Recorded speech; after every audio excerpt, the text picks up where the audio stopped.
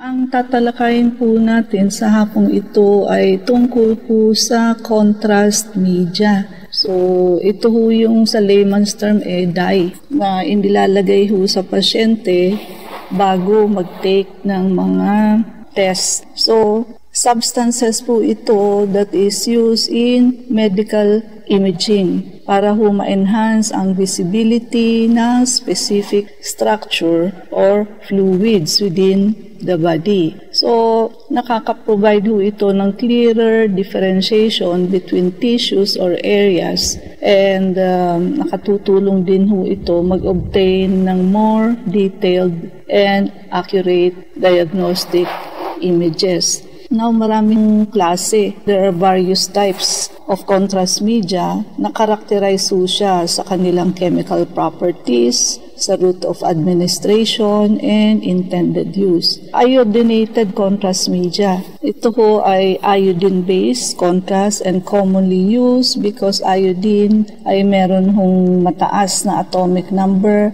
na nakaka-enhance ng X-ray absorption. Primarily, ginagamit ho ito sa CT scan and angiography. And iodine-based agent, ini-inject ho ito sa ugat to highlight vascular structure and organs and tumors.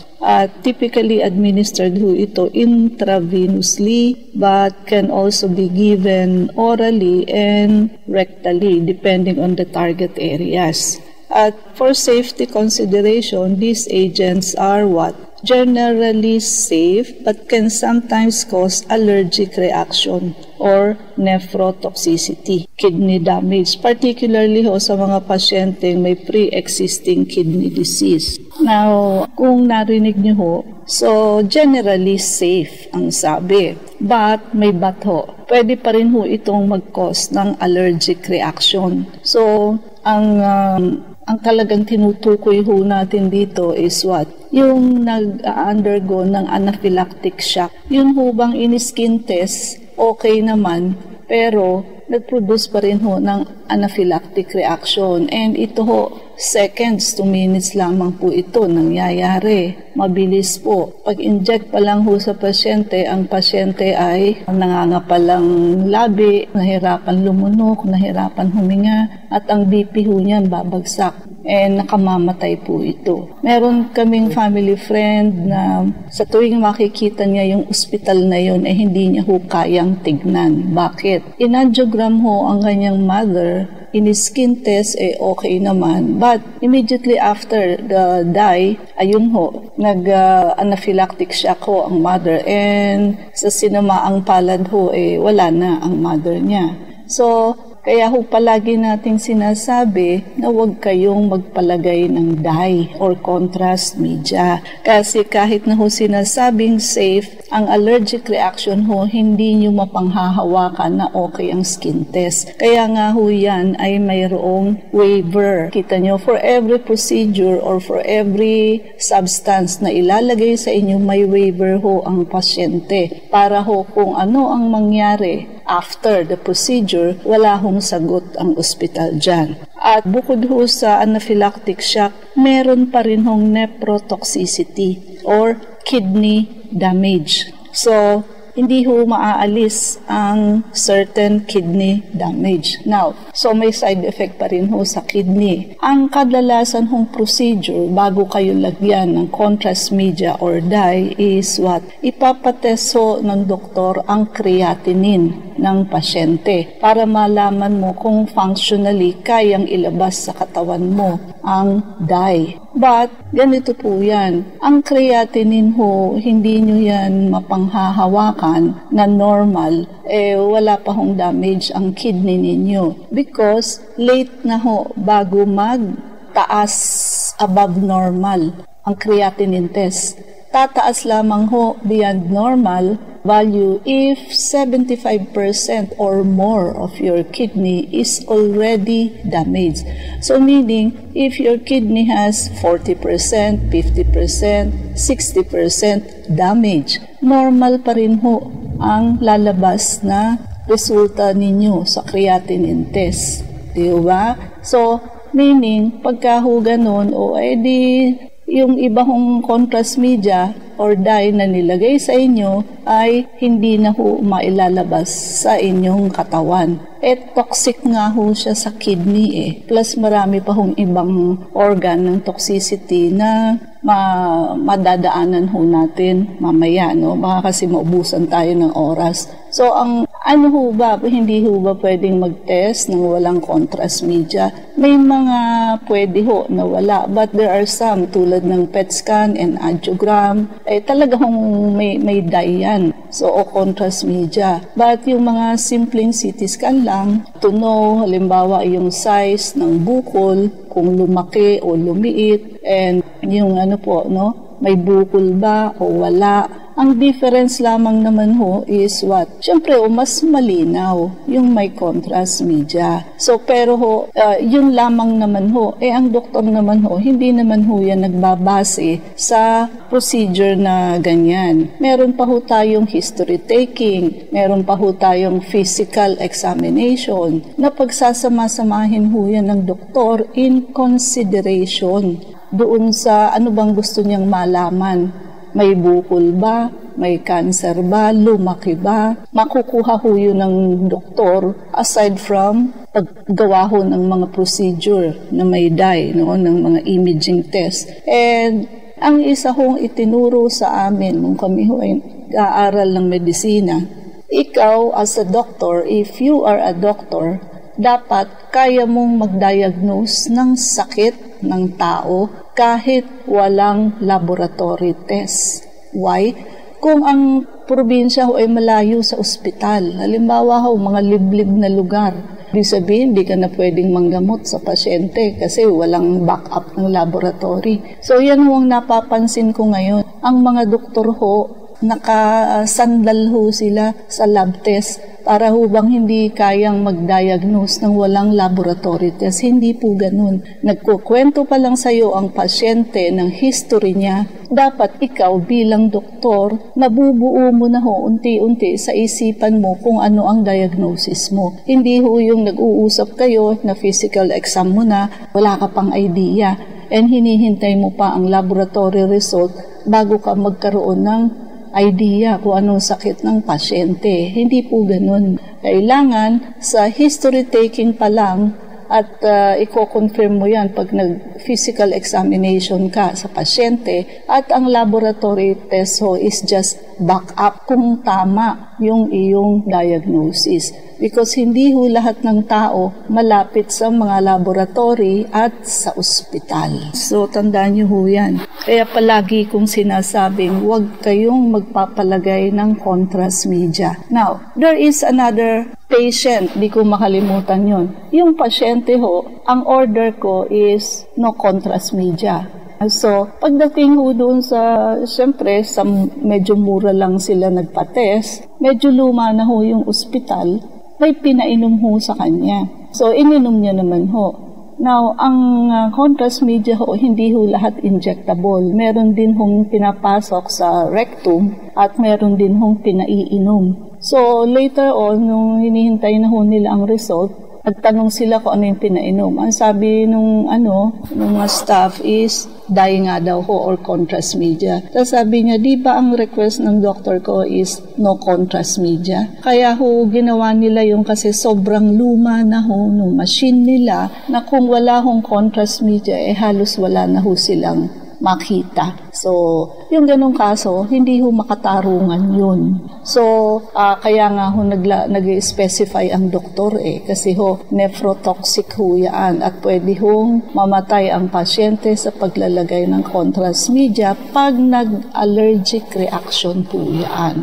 Yung mga nakikita yung allergy na pamumula lang, tapos mamaya mawawala. So, mga mild cases of allergic reaction po yun. Pero pag sinabi natin anaphylactic shock, very severe yan at nakamamatay. In just few minutes, wala na ang pasyente. Kaya, hindi bali na hindi ganun kalinaw kung ang risk naman at kapalit ay buhay ng pasyente. Sa doktor wala naman yun, hindi naman siyang lalagyan ng dye. So, it is still the patient. So, sa side ng doktor, mas okay yun kasi mas malinaw. But, kung ikamatay naman ng pasyente, on my side, I do not put the life of the patient na manganib just simply because of a CT scan na pwede namang plain, lalagyan pa ng contrast media. Kung may nangyari sa pasyente, buhay yan. Hindi na yan maibabalik.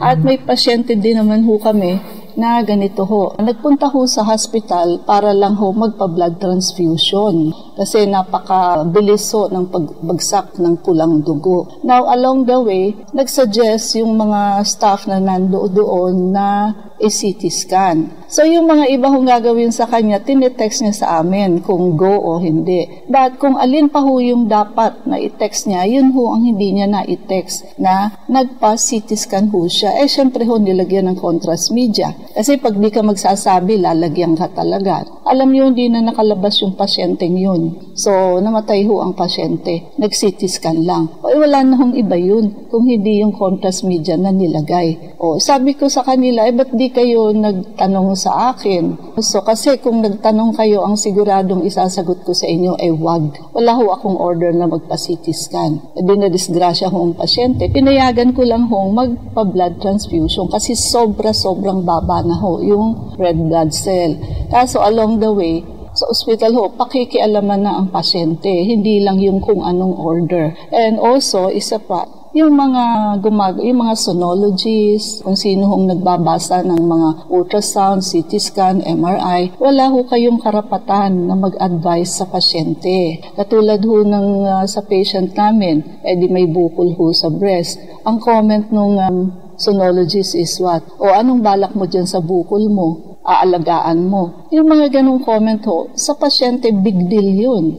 Para gumawa sila ng disposition o decision na magpa-opera.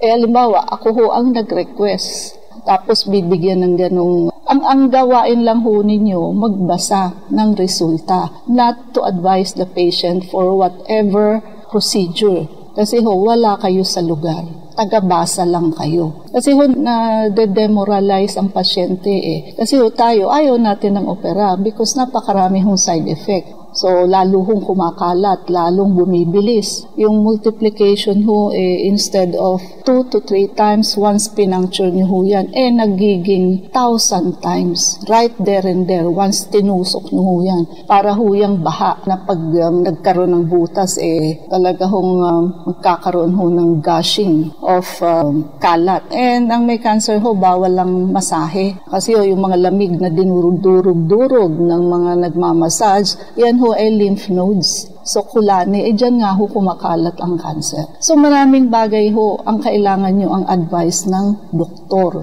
Basta generally speaking, I do not advise putting contrast media or dye because ayaw ko mailagay ang buhay ng pasyente sa alanganin. Just for a simple imaging procedure. And yung gadolinium-based contrast media, ito rare earth metal with properties that make it useful in MRI. MRI, magnetic resonance imaging. So ito ang gadolinium ang nilalagay if ang request ng doktor is MRI. Intravenous din ito. Ayan, generally safe for patient with normal kidney function. But it can also lead to nephrogenic systemic fibrosis in those with severe kidney disease. Number 1, ano ba ang sabi natin? Sa taong normal ang kidney. Sabi ko nga sa inyo, di ba? Ulitin natin. Hindi nyo, kahit normal ang creatinine ng pasyente, hindi nyo malalaman kung normal. Kasi nga tataas lang yan pag 75% or more of the kidney of the patient is damaged. So, yung mga normal ang creatinine, it doesn't mean na walang certain percentage ng damage. Late na bago tumataas. And ayan pwede pa rin siyang mag-lead sa nephrogenic systemic fibrosis. But doon ho sa simula, ano ang sinabi niya? Gadolinium is generally safe. Meron ho bang generally safe na may side effects sa kidney? So, medyo pero kailangan yung intindihin niyang mabuti. And barium sulfate contrast media, opaque white powder ho yan that is mixed with water or other fluids to produce a thick liquid. Ginagamit ho to sa x-ray and fluoroscopy procedure of the GI tract such as barium swallow and enemas. Although ito hindi na masyadong ginagamit ngayon, CT scan and MRI na. And microbubble contrast media, tiny gas microbubble agent consists of tiny gas bubbles encapsulated in a shell para ho ma-improve ang visualization ng blood flow and heart chamber. Ito injected intravenously din ho. This agent have minimal risk but they are generally avoided in patients with specific heart condition. So bawal naman ho sa may sakit sa puso. So lahat ho ng babasahin natin, sasabihin nila generally safe. But at the end, may bawi ho sila na pwede ho magkaroon ng side effect nephrogenic, ibig sabihin sa kidney. And yung anaphylactic shock nga ho na allergic reaction ay hindi ho nila magagaranti na ang skin test ay okay. But nag-allergic reaction ng pasyente. Patay ho ang pasyente sa ganyan. So, nakuha ho ninyo just for, kaya ka nga magpapa-CT scan or MRI or angiogram is para magamot ang pasyente kung ano man ang makikita doon.